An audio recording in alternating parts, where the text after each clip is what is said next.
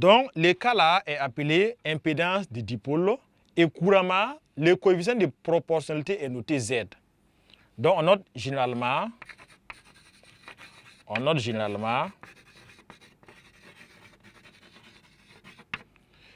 U égale à Z fois I.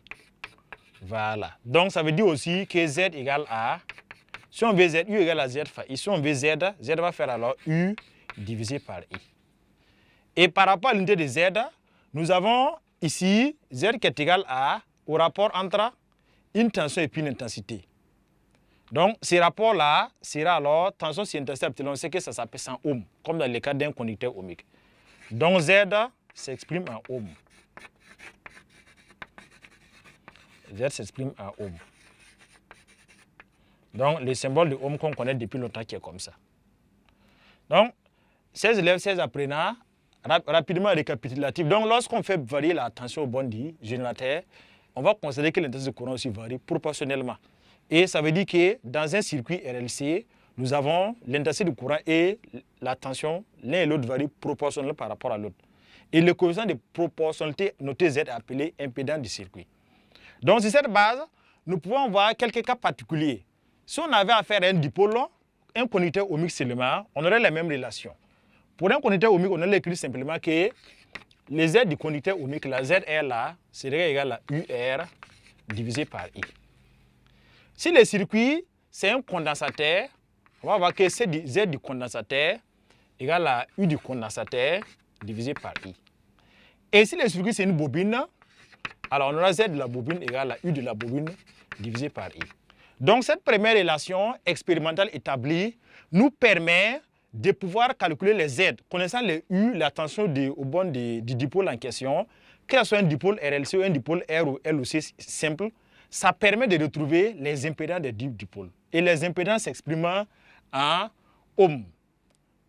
Donc, dans une deuxième partie, nous allons maintenant, à ce circuit-là, nous intéresser aux observations qu'on peut voir sur l'écran d'un notiographe.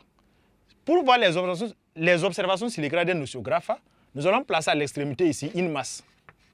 Nous plaçons ici une masse. On avait dans les cours passés que par rapport à la masse qu'on observe, les valeurs des tensions lues.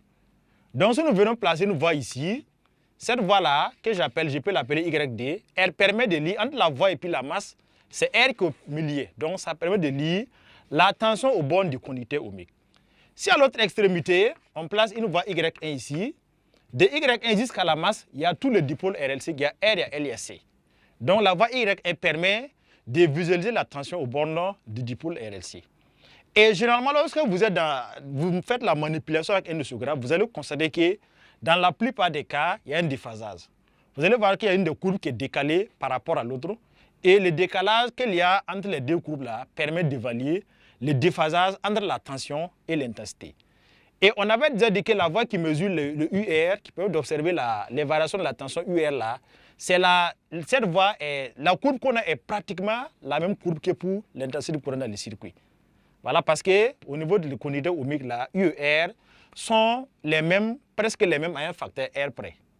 Donc cette voie permet de visualiser l'intensité, la forme de l'intensité, et cette voie mesure la forme de la tension au niveau du circuit.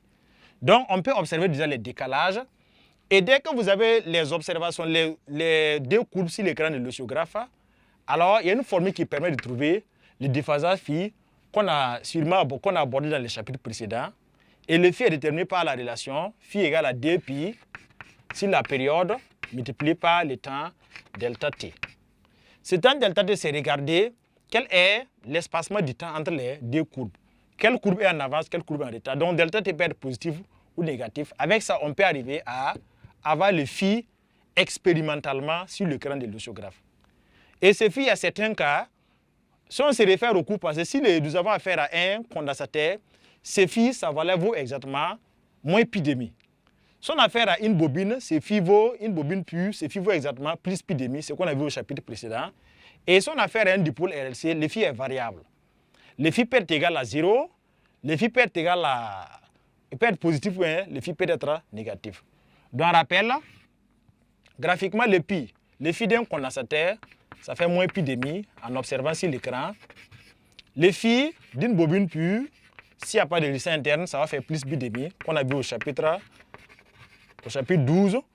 Et pour un conducteur ohmique là, vous allez constater qu'habituellement, il n'y a pas de déphasage. Les deux courbes, entre la tension et l'intensité, les deux courbes se suivent.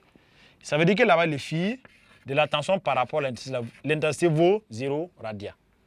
Donc, il n'y a pas de déphasage. Mais pour un dipôle RLC quelconque, le phi peut être positif, négatif ou nul. Et nous verrons après quelle formule utiliser pour calculer ça en utilisant les méthodes théoriques. Donc, mais voici déjà une formule avec les méthodes expérimentales qui permet de retrouver le déphasage phi en fonction du type de dipôle utilisé.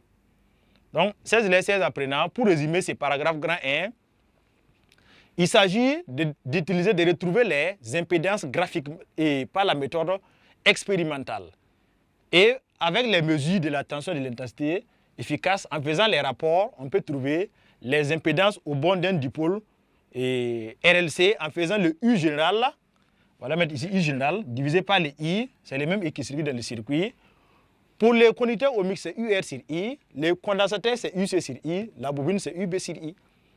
Voilà. Pour les déphasages, c'est pareil. À travers la formule phi égale à D, pi sur T fois delta T, on peut retrouver les différentes déphasages de la tension par rapport à l'intensité. Donc, nous allons passer maintenant au paragraphe grand D, où nous allons voir comment les déterminations des impédances et des déphasages, comment les faire avec la méthode théorique. Donc, nous passons au grand D, étude théorique.